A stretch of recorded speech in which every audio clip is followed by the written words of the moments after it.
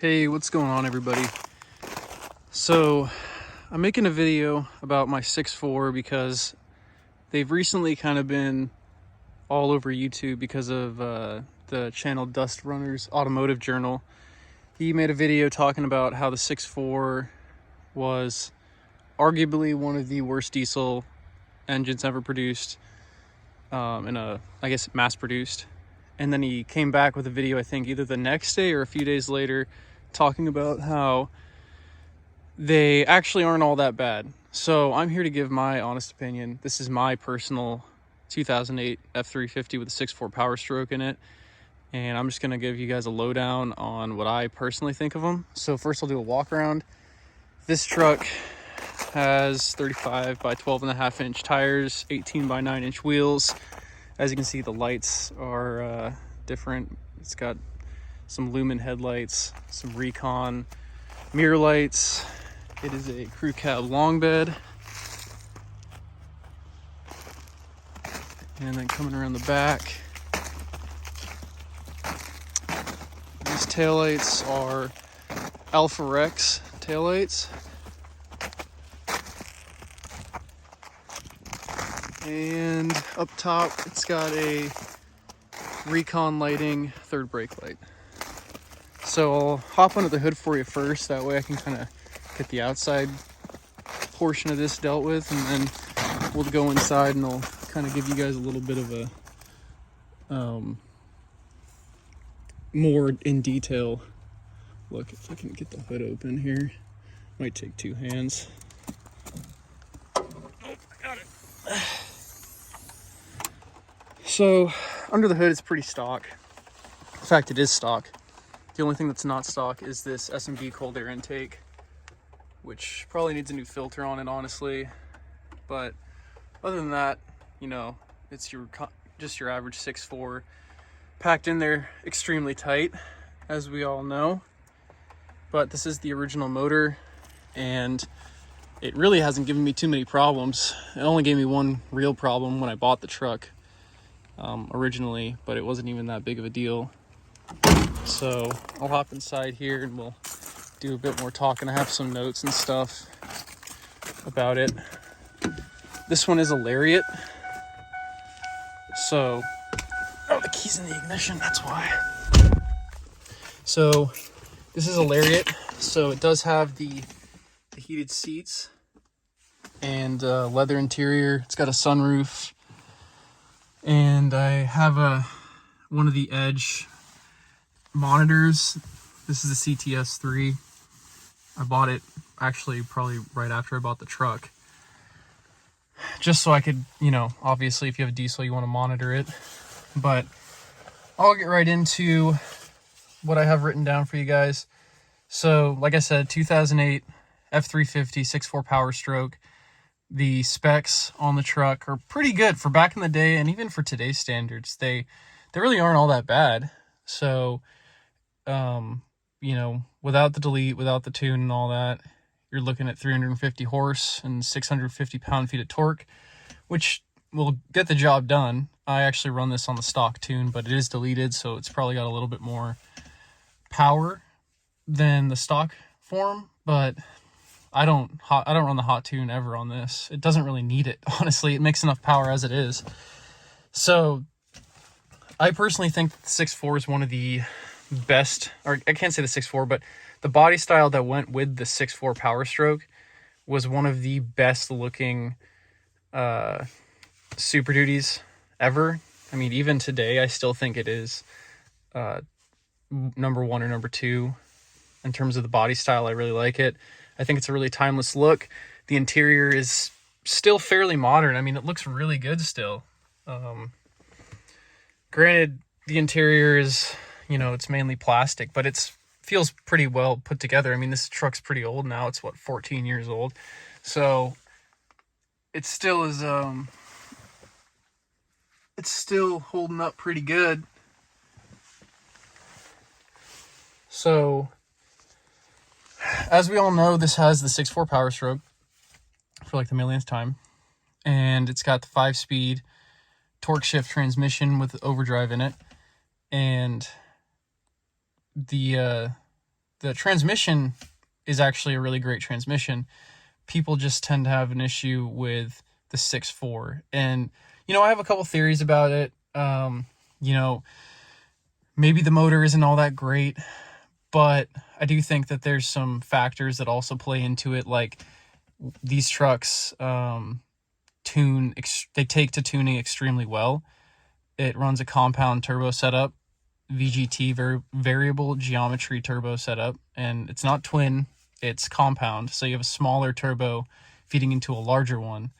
And that paired with also the variable geometry makes for, extreme responsiveness and allows, boost to be pretty prevalent. So from stock, I've seen it up at 28 pounds of boost, which, 28 to 30 pounds of boost, which is a lot. I mean, that's a lot of boost for anything, especially in stock form. But then when you throw a tuner on it, then you're probably pushing over 40. I mean, I really don't like to do that. I really never run the hot tune just because it's not really necessary. And I only really turn it up a little bit when I'm towing, and I just throw in the tow tune when I'm towing, because why run the hot tune? But back in the day, and I think even to this day, you can still buy it, the H&S Minimax tune. And that was the one, I believe, that would run 250 horsepower over stock figures. And I think my theory is that people bought that tune before they really knew the limitations of a 6.4, and they went and blew the engines up and called them junk because they were running a tune that had way more power than you need. And it's unnecessary. Like, why run it that high? It's not really a good thing to do to your motor. That's way too much. It's not built for that much power.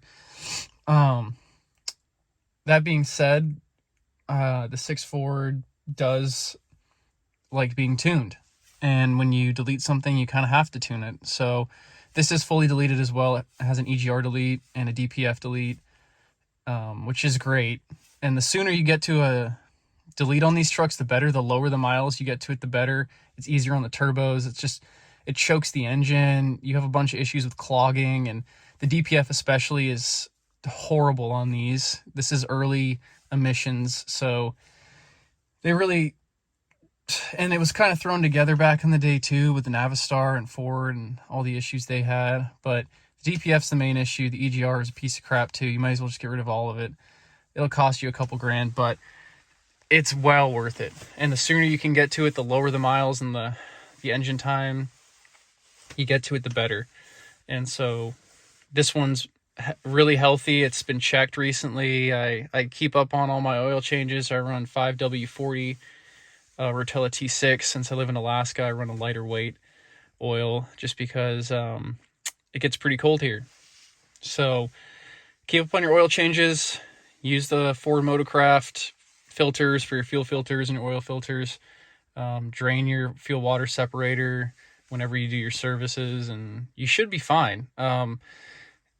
The other aspect of that, the problems these have is also due to those emissions. So like I said, the emissions, it was early DPF and EGR kind of era. So they didn't have a whole lot of previous homework to go off of, I guess. So they were kind of just flying by the seat of their pants, and they had some R&D and all that, but who knows how long it can all last. And the EGRs were junk on these, and the DPFs were junk. And I think that people who run them in stock form have just as many problems as people who run them with a tune that's massive on these. So the happy medium here is do the delete, but don't run a hot tune on it. So that's what I do. I run the mild, whatever the delete tune is, just the basic one, and then I have it deleted. So it's the best of both worlds. You still get a little bit of power, but you also maintain that reliability of running, maybe, 50, 75 horsepower over stock. So you're not really pushing the limits of the motor, and you're not choking it either with emissions.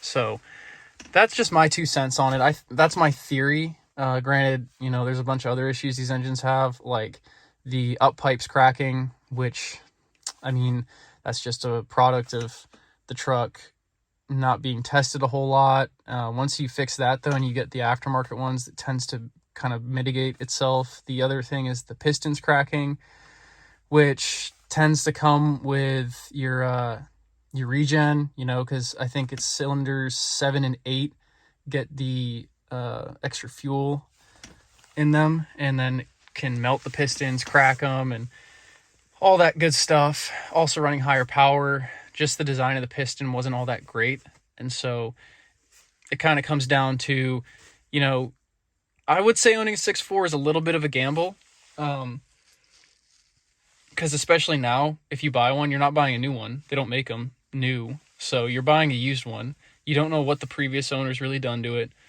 If it's deleted, you don't know what tune they were running on it. I mean, they might leave the tuner in there, which, you know, that'd be good, but it's a gamble. That's the only way to really put it. The trucks are great when they are running, and they're a total pain when they're not.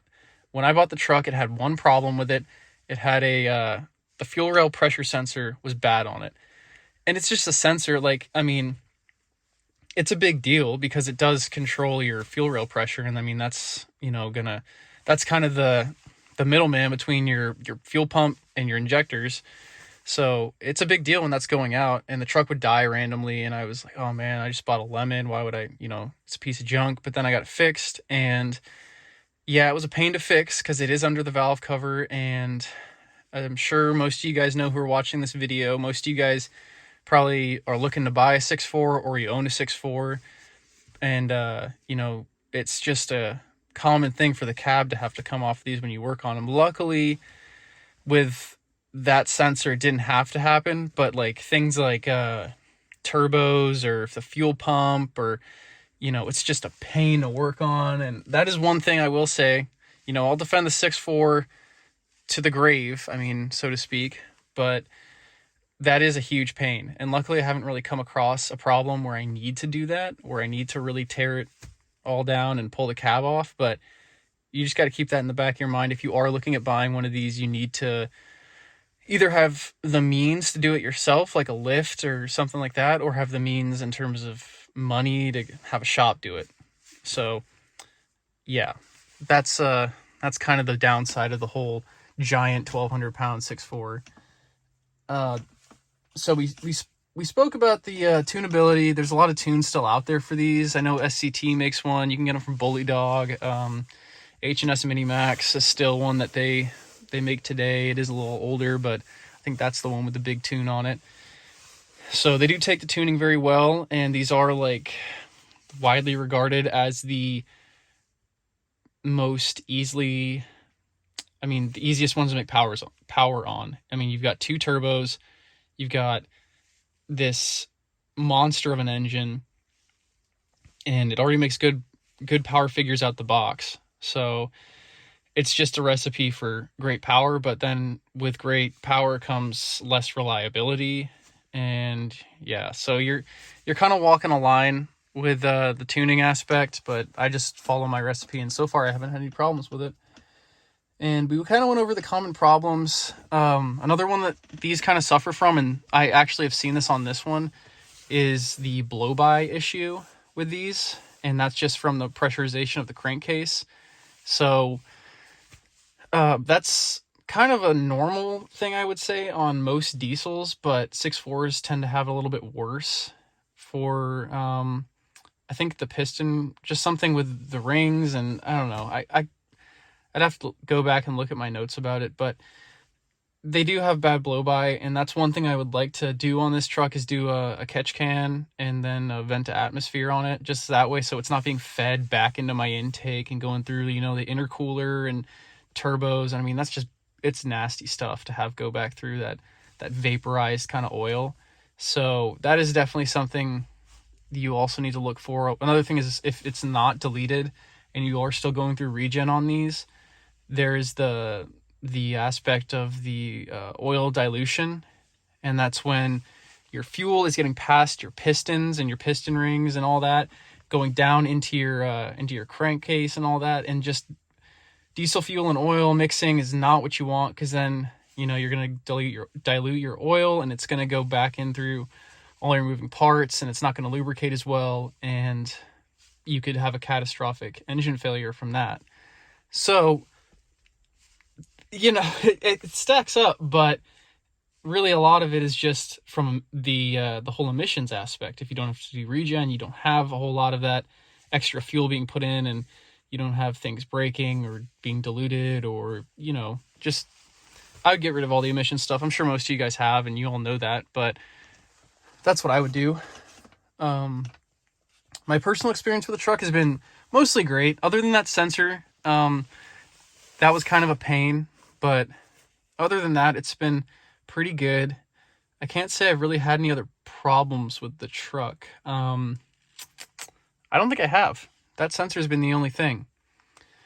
That being said, be cautious when you are looking at buying one. I will say the market for these is pretty fantastic just because of their poor reputation. I know it's kind of a backhanded compliment to give them, but the fact that they have such a bad reputation makes the market really low for them. So I bought this for 20, without the warranty, it was like 24,000. And that's pretty good. I bought it with 116,000 miles on it. And for a diesel, especially like with the nice interior, it's in great shape. The body's in great shape. It has no accident history. It's deleted. It's all done up. 24 grand is not bad. I mean, go look at a Cummins from 2008 that's deleted and all that. I mean, you're paying a ton more, but Cummins are kind of regarded as being a bit more reliable. Granted, their transmissions suck in Dodges, but you have a much more reliable power plant. So that's just my 2 cents. 6.4s are, as of right now, the cheapest new diesel you can really buy. 6.0s are probably about the same as what these are going for if you find one in this kind of condition with miles. And 7.3s, I mean, if you find an OBS, that's great, which you probably won't. Most people hold on to those, but the market's great. So if you are looking at getting into a 6.4 and you can find one with less than 100,000 miles or around 100,000 miles that's deleted, or you can do the delete yourself, that's great. I would totally jump on it. If you've got the funds to own a diesel and you have the reason to own one, then why not, is kind of my opinion on it. So if I could go back, would I buy this truck again, knowing the issues they have a little bit better? And I did my research before I bought the truck. Obviously, I'm not an idiot. This isn't my first vehicle purchase ever. But would I maybe do a bit more research and choose something else? I probably would do a bit more research. Knowing what I know now, it would probably have kind of turned me off to them, because it is a scary thing. You're making this huge investment into a vehicle and you're getting locked into these payments. If you're not buying it in cash, or if you buy it in cash, you're spending over 20 grand. So you want this to be a worthwhile investment.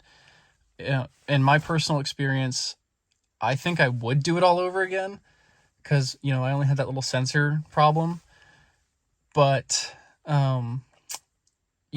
if it is your vehicle that you're purchasing, do your homework and just use your head, make good judgment calls on it, because they aren't all great. I mean, forums, I'd say, are like 75% negative, 25% positive, and that'll steer enough people away. But sometimes you just got to take a chance. Like, I took a chance on this truck because of how clean it was, both inside and outside. The mileage, the work that's been done has been properly done. So it was, in my head, justified. But do your homework, and if you don't really know a whole lot about diesels, maybe bring someone with you when you go to buy one. That way you're taking that extra step, making sure and covering yourself. You're not screwing yourself with a big old investment on something that is a lemon. So I think that's pretty much it. If you guys have any questions about how I have this set up, I'll answer those. With what modifications do I have? Like, I have the lighting done, I have the wheels and tires, I have a leveling kit I'm putting on next week, and it's got I forgot to show you guys the tip. It's got a 4 to 5 inch RBP tip. So yeah, but I'm sure there's going to be some interesting commentary about it. And I'm sure I kind of brushed over some things, or maybe, didn't get things 100% right. But that's what comments are for, so you guys can let me know. So I think I'm going to leave it at that. And yeah, I will see you guys later.